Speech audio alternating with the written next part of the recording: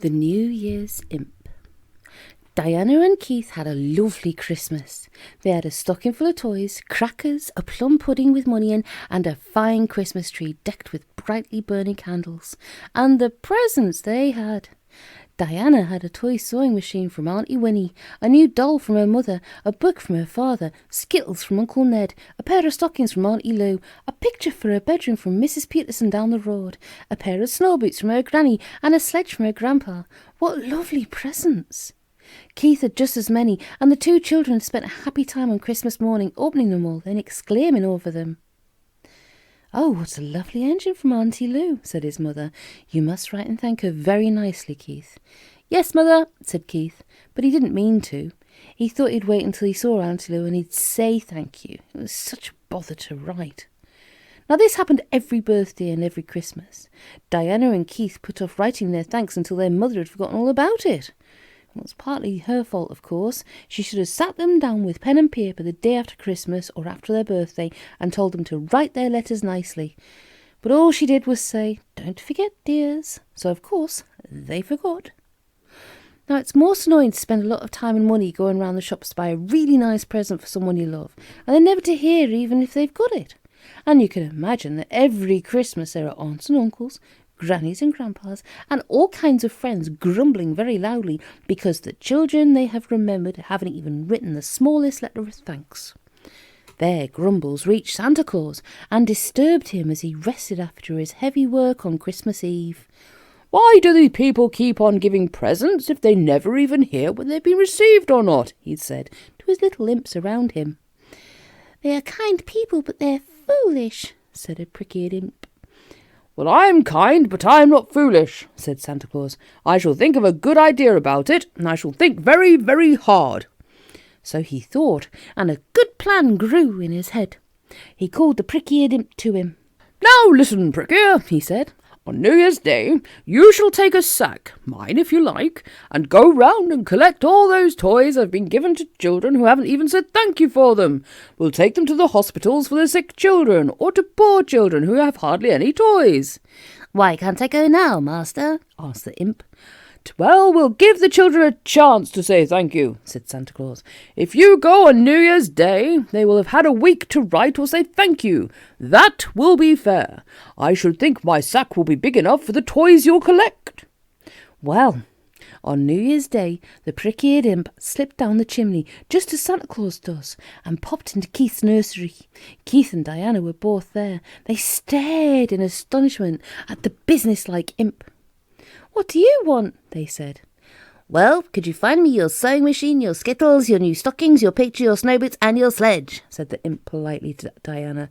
"And could you give me your engine, your aeroplane, your snow boots, your sledge, your new book, and your stamp album?" he said to Keith. "Whatever for?" "Well, you haven't said thank you for them, so I've orders from Santa Claus to collect them and take them to the hospital for children," said Prick-ear. "Sorry and all that, but orders are orders." "I never heard of such a thing!" cried Keith in a rage. "Of course you won't have our new toys. Go away!" "My orders are that if you don't obey me, I shall have to empty your toy cupboard completely," said the imp, still politely. "Sorry and all that." "I'll lock the toy cupboard door!" cried Diana, and she did. But the imp didn't mind locked doors a bit. The toy cupboard opened at a touch of his hand, and he began to pile everything into the sack. The children flew at him, but he looked so fierce that they grew afraid. Diana began to cry. "I was going to write all my thank you letters today. I really was." "You said that yesterday and the day before and the day before that," said the imp. "You're a storyteller. You just say you'll do things, but you don't mean it really, or you do them. Now hands off that doll. Sorry and all that." "Oh, please," sobbed Diana, "give us another chance. Please do. I do promise to say thank you this very day.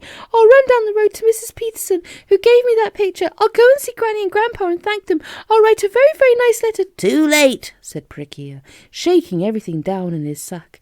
"You've had a whole week. Isn't that chance enough to do all you say you'll do? And you haven't done it. No more chances for you. Sorry and all that." The sack was so full that it wouldn't hold another thing. Prick-ear had to take it to the hospital straight away and hand in all the toys. The matron was most astonished to find a lovely pile of them in the hall of the hospital. She simply could not imagine where they'd come from. Prick-ear went to the next child on his list, a little girl called Katie, who was the best writer in her form at school. "And yet you didn't even write the tiniest letter of thanks," said the imp, collecting 5 new dolls, 3 books and a toy telephone. "Lazy child!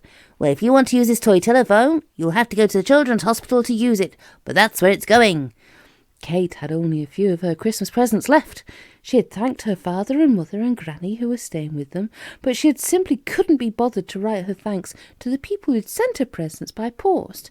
So those all went into Prick-ear's sack, and once again the matron of the hospital found another pile of lovely toys waiting for her in the hall.